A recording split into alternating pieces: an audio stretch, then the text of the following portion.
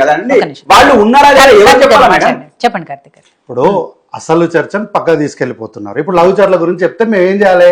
అసలు విషయం చెప్పకుండా మన సంసారానికి పనికి రాకుండా కొట్టిరు కదా ఇక్కడది మన లేదు, ఇక్కడ డ్యామ్ కట్టింది కదా వీళ్ళు మిడ్మానేరు దగ్గర, ఆ బాధ్యతల గురించి చెప్పాలి. ఇంకా ఇప్పుడు అంటే మేము ఏంటి, ఇప్పుడు బీఆర్ఎస్ పార్టీ నాయకులు ఏంటంటే ఇసుక బాధితులు టిప్పర్ లారీలు పోతే వాళ్ళని తీసుకొచ్చి జీవితంలో ఇంకెప్పటికీ పనికి రాకుండా కొట్టిన ఇంకా ఆ చర్చ ఇప్పుడు ఏంటి, ఇప్పుడు మేము అది చేసినాం కాబట్టి మేము దానికి పోటీగా ఇది చేస్తామని అనుకుంటున్నారా వాళ్ళు?